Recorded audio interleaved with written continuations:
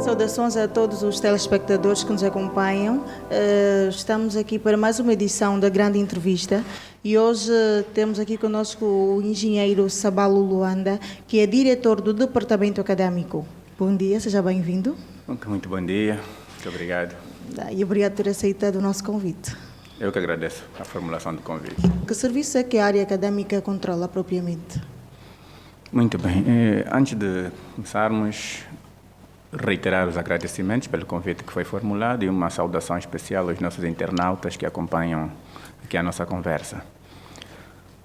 Serviços académicos. Antes de mais dizer que grande parte das instituições de ensino superior, se não todas, o departamento académico é aquele que faz a gestão de todo o processo que envolve estudantes e professor. Na verdade, para além de outros serviços que as universidades têm, os serviços acadêmicos são aqueles fundamentais que vão impactar em todo o processo, desde a entrada à saída dos estudantes. Então, podemos dizer que, na verdade, o departamento acadêmico é aquele que faz a gestão do estudante e do professor. Podemos citar, por exemplo, uns 2 ou 3 serviços que, por exemplo, servem aos estudantes? Bom, vou sintetizar isso de uma forma que talvez leve à compreensão. Sim, não é? porque se calhar existem alguns estudantes que têm alguma questão, mas não sabem que área dirigir-se, não é? Exatamente. O estudante, em primeiro, quando entra, é um candidato, né? Ele dirige-se à instituição de ensino superior para fazer um curso da sua preferência.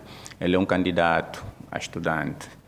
E como candidato, há um processo que envolve inscrições, depois um exame de admissão e, por fim, quando ele é admitido, passa então a ser o estudante da instituição. Neste momento em que ele é admitido, é aqui que começa o trabalho dos serviços acadêmicos, porque a área do secretariado administrativo, que controlou todo o processo, entrega o estudante ao departamento acadêmico. O departamento acadêmico vai começar a controlar o estudante a partir da matrícula, no primeiro ano.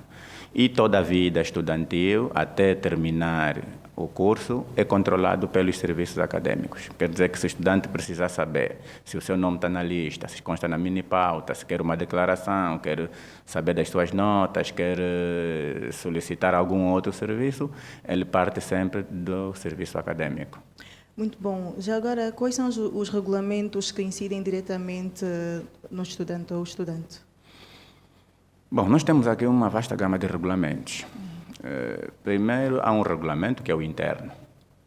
Este regulamento vai indicar ao estudante o seu modo de vida. É um regulamento que mostra ao estudante como ele deve andar dentro da instituição. É o regulamento interno.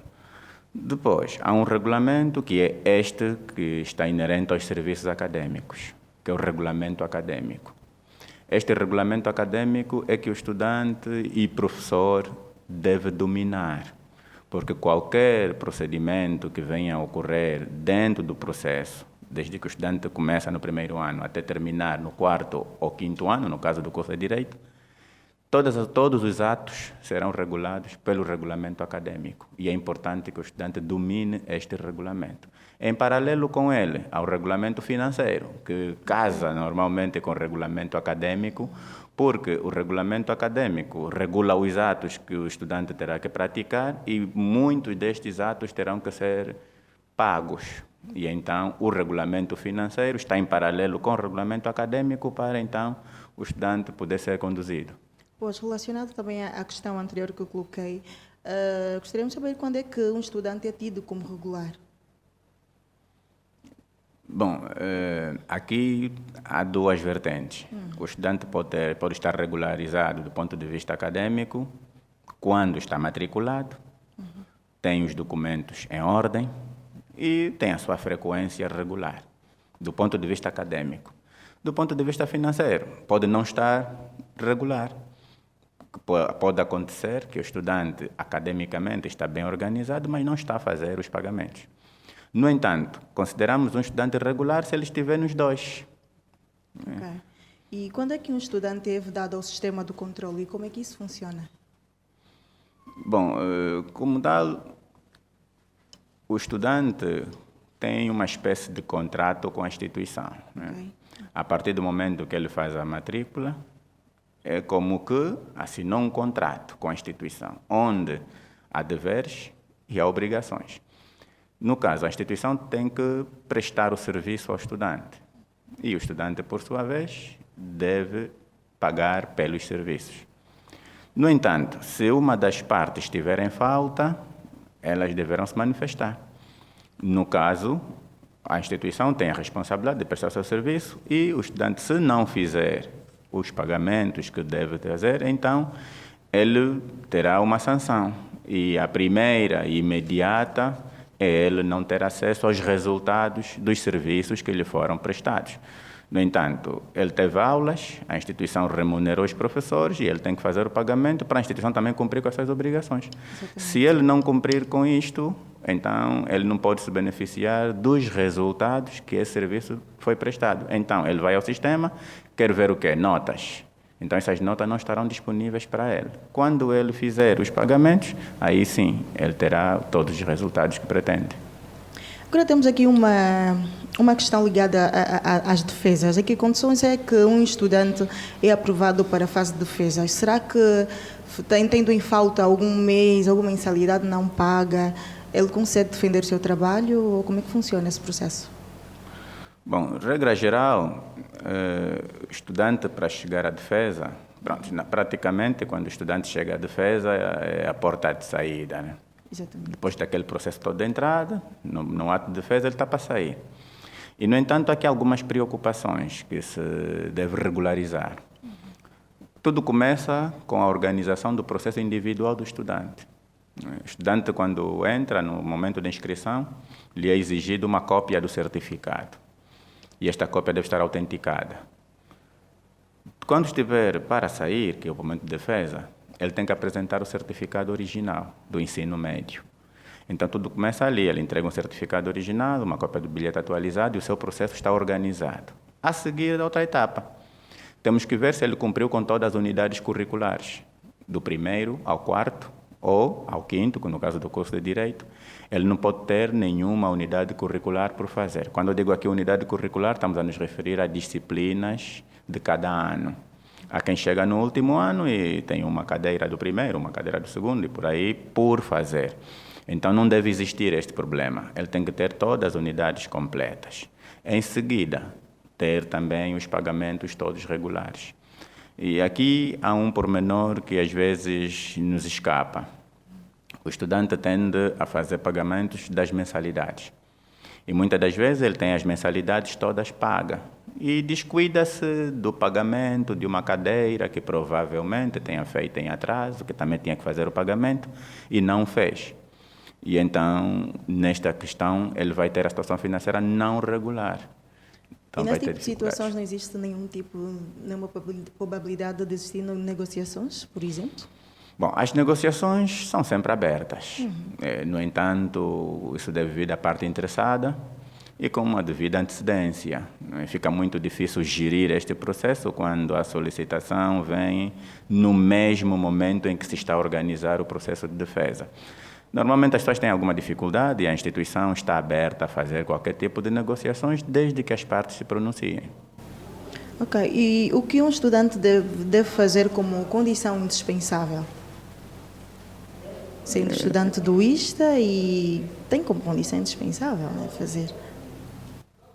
Bom, condição indispensável para defender, para frequentar... Para frequentar. Podemos, se calhar, falar nas duas vertentes, mas para frequentar fundamentalmente. Bom, aqui eu vou fazer referência àquilo que dizem os nossos regulamentos, né? O regulamento acadêmico é claro que só pode frequentar o ISTA o estudante que tiver matriculado. E, naturalmente, para chegar ao ponto de matrícula, há processos antecedentes que devem ocorrer. Aqui estamos a falar do processo de inscrição, depois o exame de admissão, ser admitido e assim fazer a matrícula. Uma vez matriculado, aí já é estudante do ISTA. Podemos falar também um pouquinho sobre a questão de alguns estudantes frequentarem um ano e nem sequer reconfirmarem a matrícula. É verdade. Isto ocorre com alguma frequência. No entanto, é um risco que o estudante pode correr, porque Quando o estudante começa a frequentar um determinado ano e não faz a matrícula, os serviços acadêmicos têm dificuldade em controlá-lo. Primeiro, porque não entram nas estatísticas. Os serviços acadêmicos não contam com este estudante e fica muito difícil, a posteriori, o estudante exigir qualquer que tenha sido o resultado, nem apresentar alguma inquietação, porque quando o estudante apresentar alguma situação, a primeira coisa que se vai fazer é consultar os registros, se ele faz parte do quadro dos estudantes naquele ano. Se não estiver, bloqueia logo o processo. Ok. Gostaria que nos ajudasse também a entender o que é que são realmente cadeiras e como elas são tratadas. O que é que podemos identificar como cadeiras? Porque o estudante, se calhar, pode ter frequentado as aulas ou o ano, né, pode ter concluído o ano, mas que, pronto, tem apenas recurso em falta. Se calhar só não se fez presente no recurso ou apenas no exame final, mas frequentou as aulas. Isso também é considerado como cadeira? Como é que funciona isso? Bom, na verdade, todas as disciplinas que fazem parte dos anos curriculares são cadeiras, né? Okay. Existem cadeiras do primeiro, do segundo, terceiro e quarto ano. Cada ano curricular tem a sua quantidade de cadeiras. Agora, o que é nesse caso, genérico... estão referindo em cadeiras em atraso. Correto, é aí Exatamente, mesmo onde eu já ia chegar. Normalmente, quando se designa muito, eu tenho cadeiras, referem-se cadeiras em atraso. E são consideradas cadeiras em atraso todas aquelas cadeiras que o estudante não teve aproveitamento no ano em que frequentou. Nesta altura, temos estudantes novos, no primeiro ano. Quando terminar o primeiro ano, se não tiverem aproveitamento em todas as cadeiras, em pelo menos 3 cadeiras, né? Em pelo menos 3 cadeiras. Estes estudantes vão para o segundo ano, mas as 3 cadeiras que eles não tiveram aproveitamento vão ser consideradas cadeiras em atraso. Só não são consideradas cadeiras em atraso se ele tiver 4. Se tiver 4, já não serão cadeiras em atraso. Por quê? Porque ele não irá para o segundo ano. Então, se ele não está um ano à frente, não tem cadeira em atraso. Só tem cadeira em atraso se ele sair de um ano para o próximo. As cadeiras anteriores serão consideradas cadeiras em atraso. Caso o número de cadeiras seja superior a 3, ele será estudante repetente do ano em que esteve. Estará um ano a frequentar só estas cadeiras. Exatamente. Então, estas cadeiras não são consideradas cadeiras em atraso. E quando é que podemos considerar que um estudante é submetido a um exame especial? O que é de facto um exame especial?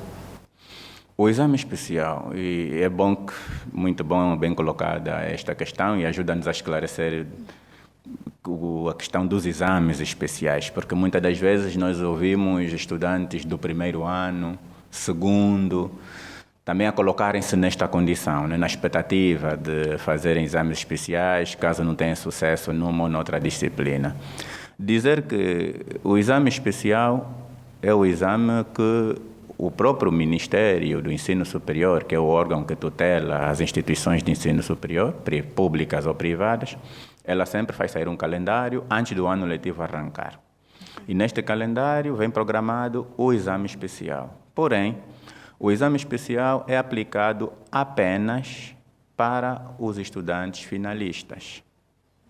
Considerando o facto de que o estudante finalista do 4º ou do 5º ano, se for no curso de Direito, terminam os seus anos curriculares ali. Se eles deixarem alguma disciplina que não seja superior a 3, eles não têm um ano seguinte para frequentar, que lhes permitiria fazer as cadeiras em atraso.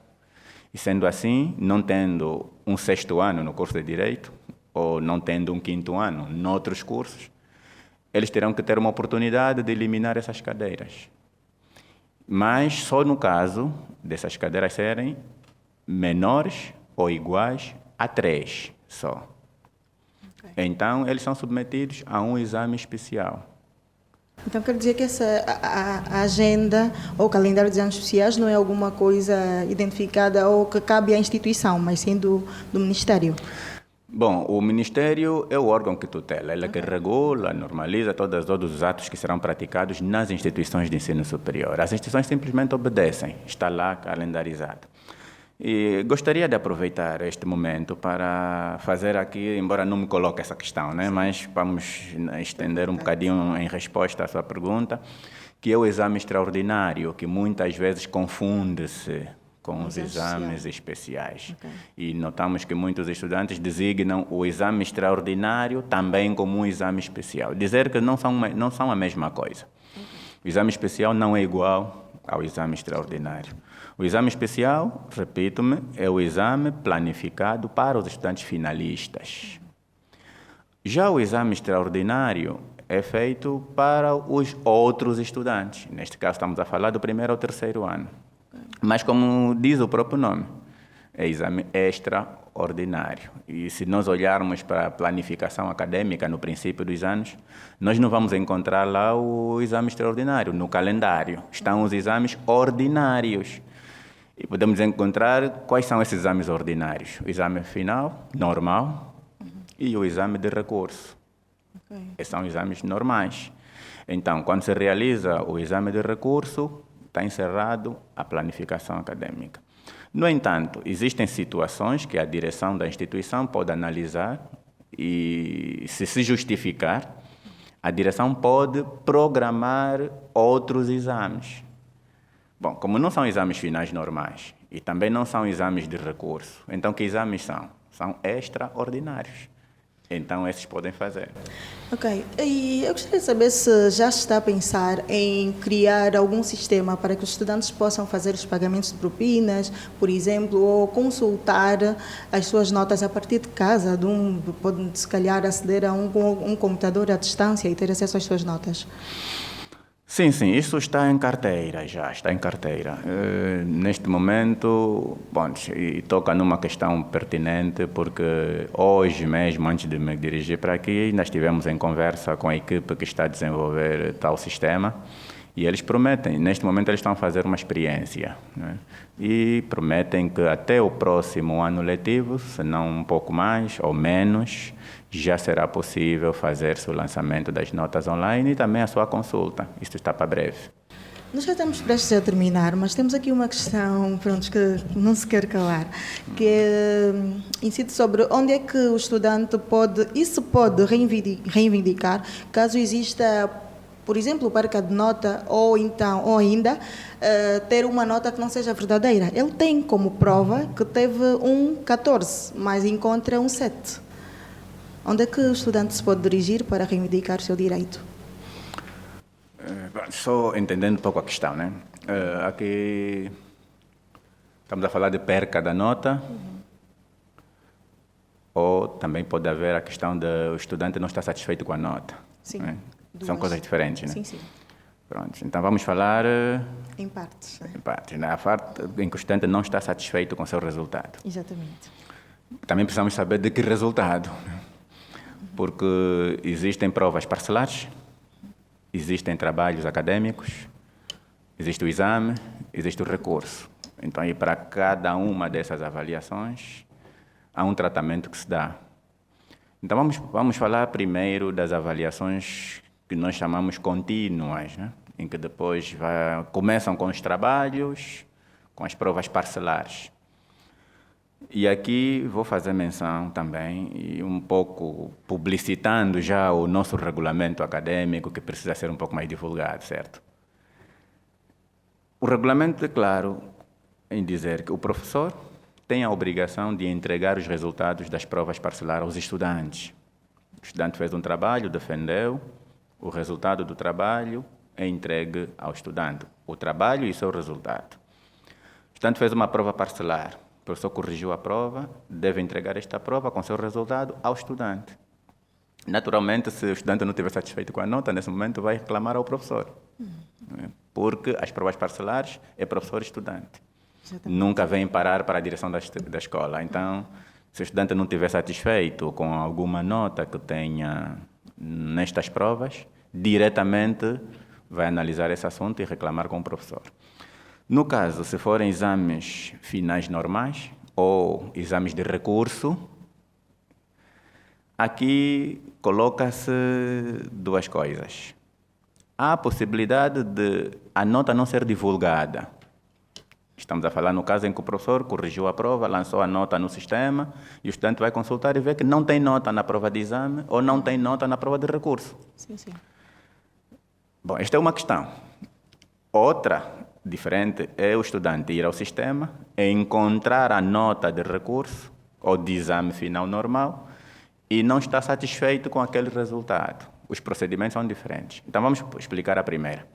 O estudante vai ao sistema, sabe que o professor já lançou o resultado do exame final ou do exame de recurso e não encontra a sua nota, porém os seus colegas têm. Sim.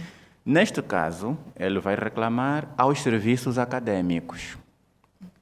Ele dirige aos serviços acadêmicos e coloca essa inquietação. Os serviços acadêmicos vão confirmar se de facto a prova foi feita ou não. Eles têm as ferramentas, os mecanismos próprios para conseguirem saber se o estudante fez ou não a prova. Se ficar provado que o estudante fez a prova, vão procurar encontrar a nota. Quando encontram a nota, colocam no seu devido lugar, que é lançar no sistema e o estudante ter acesso. Agora, se o estudante vai ver a nota e a nota está lá, porém é uma nota negativa, também pode ser positiva, né? E o estudante achar que de 10 podia ter um pouco mais. Exatamente. Então, se o caso for este, aí já é diferente. O estudante deve fazer um documento, deve escrever uma carta dirigida ao presidente da instituição. Presidente no caso da este. instituição. Exatamente. Ele vai escrever uma carta dirigida ao presidente. E a dizer que tem a nota de exame lançada, porém não concorda com o resultado. Pronto. E vai pedir que o presidente autorize uma revisão da prova. Quando o presidente autorizar a revisão da prova, vai-se buscar o arquivo, retira-se de lá a prova do estudante. Esta prova terá que ser corrigida novamente. E como terá que ser corrigida novamente, não poderá ser o mesmo professor que corrigiu, pelas razões que já podemos aqui imaginar, né? Então, como a prova terá que ser corrigida, deverá ser criada uma outra equipe para corrigir a prova. E aí haverão custos com a equipe que vai fazer a correção. Por isso é que o regulamento financeiro coloca um emolumento a este serviço. Quem paga já? O estudante. O interessado em revisar a prova. Exatamente. Ele vai pagar o valor que o regulamento financeiro lhe coloca. Feito o pagamento, ele chega no serviço acadêmico e diz que já fez o pagamento e então é formada a equipe de correção da prova, vai-se voltar a corrigir a prova. A nota pode subir ou baixar, dependendo de como as questões foram respondidas, de facto, né? E nesse caso o professor não é, digamos, não sei se acaba sendo a palavra correta, sancionado ou prontos.